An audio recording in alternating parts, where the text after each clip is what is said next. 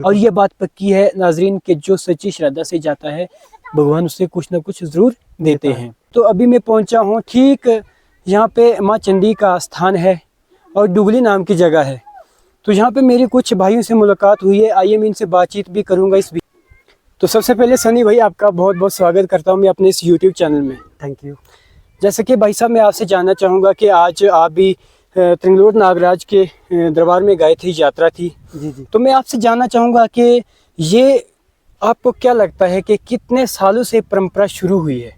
सबसे पहले तो माइकल जी आपका दिल की गहराइयों से धन्यवाद करता हूँ जी। और बाकी जो भी यूट्यूबर हमारे भाई देख रहे हैं इस वीडियो को, मैं आपको बता दूं कि ये जो परंपरा है काफ़ी सालों से, काफ़ी पुरानी, जो हमारे जो बुज़ुर्ग लोग थे उनके द्वारा ये बनाई गई है और ये काफ़ी पुरानी रीत है। जी जी।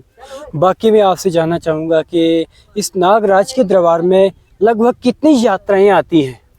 कम से कम देखा जाए तो 3-4 तो होती हैं, 4-5 अंदाज़ा। मतलब कि ऐसे तो जो हर साल आती हैं वो लगभग 4-5 की तादाद में होती है। 3 से 4 तो होती हैं, बाकी अगर किसी की मन्नत हो पर्सनली वो भी आ सकता है। जी। जैसा कि आप अभी गए थे तो आपने देखा होगा बहुत सारे ऐसे भक्तजन गए थे, क्या कहना चाहेंगे कम से कम कितनी तादाद में भगत जो थे मौजूद थे ऊपर?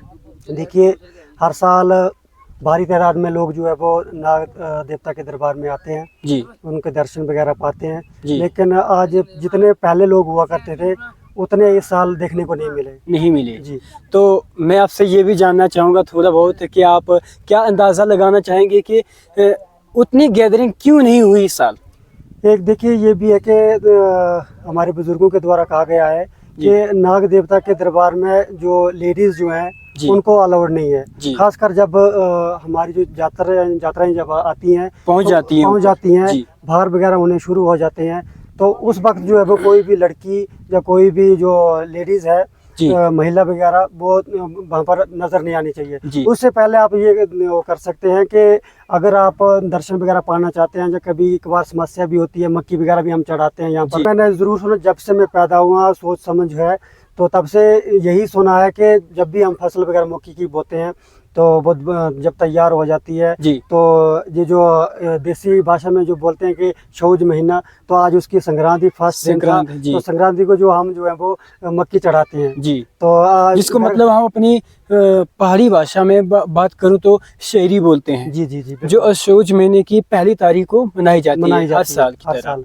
जितने भी लंगर लगाए जाते हैं वहाँ पर जो भी प्रसाद वगैरह दिया जाता है तो बहुत ज़्यादा वेस्टेज होती है। आज मैं खुद लंगर में था तो प्रसाद वगैरह बांटा जा रहा था तो रास्ते में पड़ा, तो इससे यही है कि आप जितना आपको लगता है कि हम इतना खा सकते हैं उतना लीजिए। अच्छा अगर आप ले लेते हैं तो मेरी यही आदेश रहेगा आप सबको कि घर से अपनी पॉलीथीन लेकर आइए, उसमें पैक करके आप घर भी ले सकते हैं जी, क्योंकि प्रसाद होता है। हम आपको मना नहीं करते आपने ही लिए, क्योंकि आपके लिए ही ये लंगर लगाए होते हैं। बिल्कुल। अगर जब आप ले लेते हैं तो उसको अपने पॉलीथीन में पैक करिए और तुरंत घर ले जाइए और घर जाकर हाँ, अगर इंसान उस व्यवस्था में नहीं खा सकता, क्योंकि लंगर बहुत होते हैं तो इतना भोजन तो नहीं किया जा सकता। रोटी भी होती है, बाकी प्रसाद होता है, आलू पूरी वगैरह आपको मालूम है, सेब फल फ्रूट सब होता है। तो आपने सही बोला कि आप पॉलीथीन लेके आइए और जो भी प्रसाद मिलता है वो आप लेके और घर आप उसको आराम से ग्रहण कर सकते हैं। बाकी गाइज यार मैं आप सबको बता दूं, अगर नागराज के हिस्ट्री में बता दूं, आप सबको इतिहास बता दूं, तो शायद मुझे एक अलग से ब्लॉग शूट करना पड़ेगा, क्योंकि यहाँ तक मैंने सुना है, अपने बुजुर्गों से सुना है कि एक राजा हुआ करते थे बसोली, और वहाँ से शुरू हुई है ये सब। उसके बाद ये फल फ्रूट जो भी हम ऊपर चढ़ाते हैं उसके बाद हमने चढ़ाना शुरू कर दिया। पहले क्या होता था कि यहाँ से जो मक्कियाँ हमारे, जिसको हम अपनी पहाड़ी भाषा में काकड़िया बोलते हैं या दूसरे कद्दू बिब्बड़ बोलते हैं, तो वो राजा को चढ़ाए जाते थे। अगर मैं इस बारे में बात करूं तो मुझे एक अलग से ब्लॉग शूट करना पड़ेगा, तो मैं इस बारे में नहीं बताऊंगा। अगर आप इंटरेस्टेड हों तो कमेंट में बता दीजिएगा, मैं ज़रूर कोशिश करूंगा। जो भी सीनियर लोग हैं जो इतिहास के बारे में बात जानते हैं उनसे बातचीत करेंगे इस विषय में। और बाकी मैं सनी भाई आपको ले चलूँगा पहाड़ों की ओर के। इन पहाड़ों की खूबसूरती के बारे में आप क्या बयान करना चाहेंगे? इनका पहाड़ों के बारे में जितना बोले उतना कम है जी। देखिए जो नेचुरल ब्यूटी है, हम लोग खुशकिस्मत है कि हमें जो साफ एटमॉस्फेयर वातावरण जो है वो देखने को मिला जी। है। आज देखिए थोड़ा सा धुंध वगैरह पड़ी हुई है, जी। अगर थोड़ा सा मौसम साफ होता तो आपको जो त्रैंगलोट जिसको बोलते हैं हम जगह है, जो डुगली बहुत जी। अच्छी जगह है। हम बाकी सनी भाई मैं आपसे एक और बात जानना चाहूँगा कि जितने भी श्रद्धालु भक्तजन जो भी लोग ऊपर जाते हैं नागराज के दरबार में, उनको आप क्या संदेश देना चाहेंगे? जी मैं उनको तो यही संदेश देना चाहूँगा जी। कि उससे बात बताने से पहले मैं आपको एक और बात बताता हूँ जी। कि पुराने टाइम में, पुराने ज़माने में जब हमारे बुजुर्ग लोग हुआ करते थे, दादा परदादा, जी।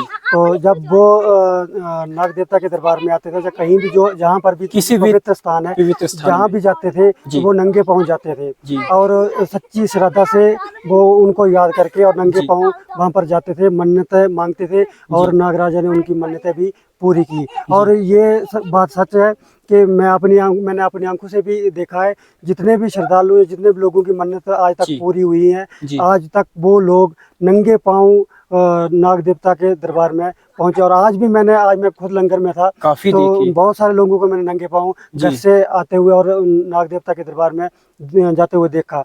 एक बात मैं आपको नोटिस करवा दूं कि आजकल जो हम लोग जो कर रहे हैं कि पवित्र स्थान में जब जाते हैं हम लोग, तो उनको सच्ची श्रद्धा से नहीं बल्कि पिकनिक टाइप में उनको हम एंजॉय करते हैं। जी। आपसे यही विनती है कि जब आप देव स्थान में जाते हैं तो सच्ची श्रद्धा के साथ जाइए। और ये बात पक्की है नाजरीन कि जो सच्ची श्रद्धा से जाता है भगवान उसे कुछ ना कुछ ज़रूर देते हैं। बाकी रुखसत चाहूँगा आपसे, बहुत बहुत शुक्रिया समय निकालने के लिए। कोई बात नहीं। तो ये था नाजरीन एक छोटा सा सनी भाई के साथ इंटरव्यू।